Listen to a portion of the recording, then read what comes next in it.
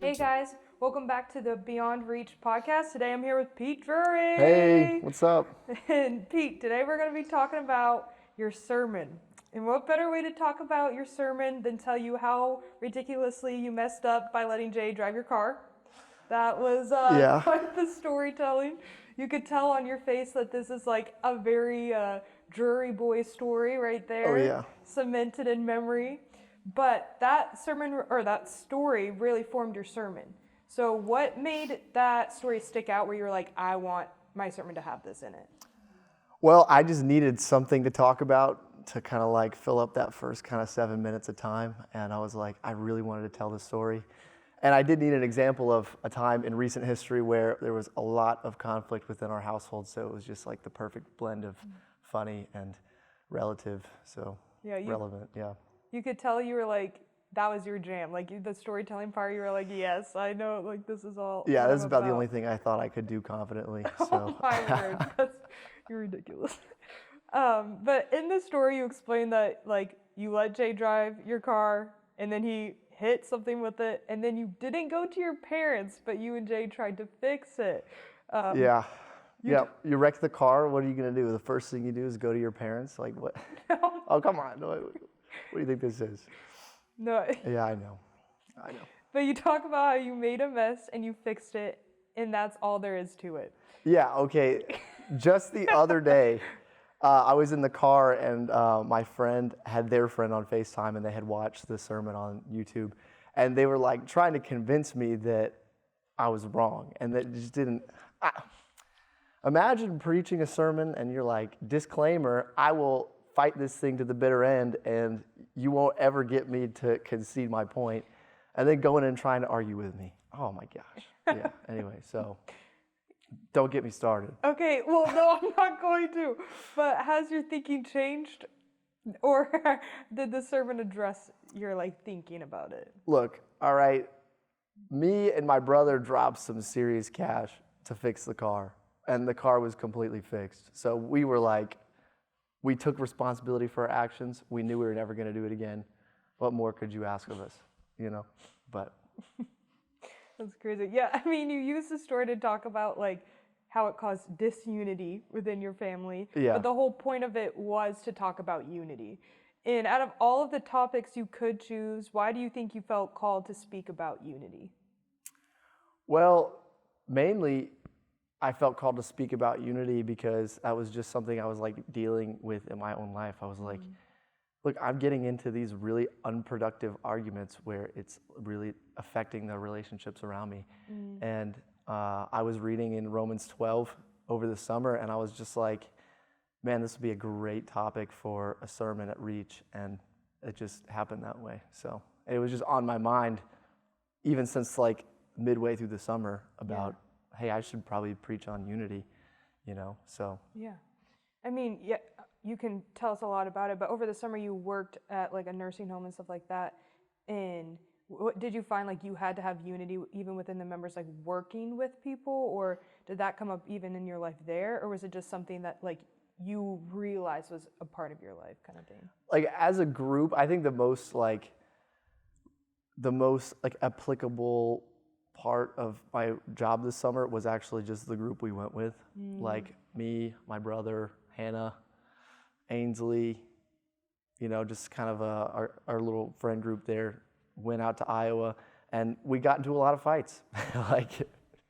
We're at the grocery store, we're like trying to decide what we're gonna eat as a group, and it's just, there's a lot of disagreement about what we were gonna eat that night. Just those kinds of things. It was really challenging. It had its challenging moments for sure, but like I said, like it was about like halfway through that I was like, wait, I got to really evaluate like kind of how I'm doing things here, because I think there's a lot of this that's actually my responsibility to take, and I felt responsible to bring about like unity within the group, and I felt like I had a large hand in all of that, mainly because I tend not to let things go super easily, So. Got you. Yeah. So you learned. That's cool though. Yeah. But yeah, so in your sermon you tie like the disunity like within your family and like that time to the disunity between and conflict between like the Jews and the Gentiles. What drew you to that part of it? I mean, you said you were reading in Romans over the summer. Was it just that part of it that you were like, whoa, like I want to talk about that too? Well, right. Like, I mean, the unity thing was put on my heart, but then once I got a little bit deeper into like the context of Romans, I really realized it wasn't just Romans 12 that was talking about unity. It was the whole entire book. Like, I didn't really understand the situation in Rome, until like I really started researching for my sermon. So, and Jay helped me a lot with that at the time too. So. Yeah. No, tell us about that process. Like, you were explaining it to me, like, well, to all of us, and I was like, dude, I don't think I understood like at all the depth of it. And once you talked about the depth of it, of even like them being exiled, coming back in, and not knowing what that's like, of like even being more torn apart, like explain how you got through like what that process was like of figuring that out. Yeah, I mean, it's like if you've ever, I mean, I was thinking, when I was researching, I was thinking of it like I had this experience where I went to summer camp one year and I was like, this is awesome. And then I went back the next year and everything had changed and it was not the same at all.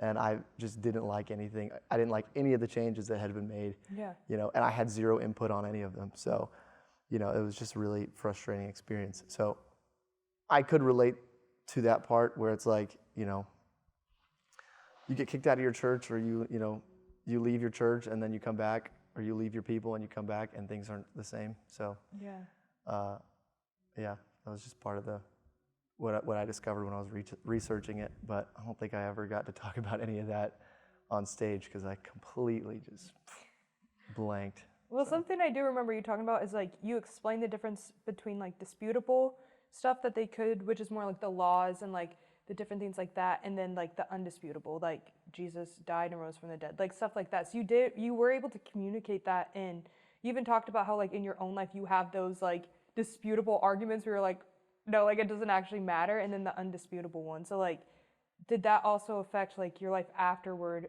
or like even now of that sermon process of learning that and like discovering that? Yeah, like I think just it's like you got to pick what hill you're going to die on. Yeah. And some people, myself at one point in time included, would have died on literally every hill no matter what the hill was, and I think you got to really like evaluate like there's a cost to this. Like there's like if I engage in this debate, one, not everybody will feel like it's just a civil debate, they might feel like personally attacked. And that's where the cost comes in, is it's like, it does take like an emotional toll on somebody to like really like thresh something out, you know, so. For sure. Yeah.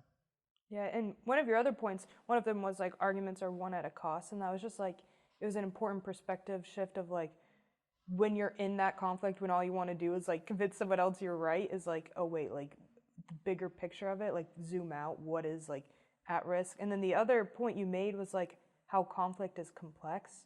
Can you like unpack that for us, and why did you think that was important to mention? Right. It just kind of goes back to like the main story at the beginning, which was it's like there wasn't actually like a straightforward resolution, because it's like I really don't feel like me and my brother did anything wrong, and I've got a great argument for that, and we could totally get into it, but I'm good. Okay, yeah, but like we had a pretty solid argument, and basically my parents, we came together and we were like, okay, agree to disagree, like, and that's really what I'm like advocating here is like you need to realize that there are a lot of things that you're just going to need to agree to disagree on, and that actually like uplifts the body as a whole instead of tearing it down. No, it definitely does. Because even like in society today, it's almost like to love someone, you have to completely agree with someone. Yeah. And you were just like challenging that of like, hey, we still don't agree on this, like this topic at our house, but it's like we still love each other and we moved on, and there's still unity still as a front, just not on that topic. Like, exactly. No, that's sick. That is a good point, and definitely like challenges the body for sure. But how was the sermon process overall? How was preparing for it, and how was giving the sermon? Humbling, for sure. Yeah, definitely a humbling experience, Like, I mean, you get up there and you just completely blank, you know? You're like, wow, I did a lot of research for this thing, but I just got up here and forgot literally everything I was supposed to talk about. And then I didn't have my notes well organized, so then I was like scrambling to find my notes, and it just wasn't what I wanted it to be, but I think there are some things that I could definitely work on, you know, so. And you didn't, like, you still got points across, so, like, Yeah, grace with yourself, my God. I figured, I like remembered my main points, but I could have really developed those a lot better, and I could have done it in a lot less time. So. Yeah, I mean, we all got to see Jay fall, so that was the icing on the cake. Yeah. Too bad that's not on camera. I was just watching it the other day. And it's like, yeah. Permanently seared in my brain if you want a picture of it, but. Yeah. Well, Pete, do you have anything else to say about unity in conflict? Or anything you want people to take away from it? Yeah, I just, that verse I gave at the end, you know, as much as it depends on you, live at peace with everyone. As much as it depends on me, live at peace with everyone. So it really is talking about, like, there's a personal responsibility to, you know, take it upon yourself to live at peace with everyone, and it comes at like a personal cost. Like, you're gonna have to like humble yourself to do that, you know, because you might have a really good argument, you know, but you might just need to let it go for the just to edify the body as a whole, you know, and really build people up. So absolutely. Well, thank you, Pete. Yeah, and that concludes our episode of Beyond Reach podcast.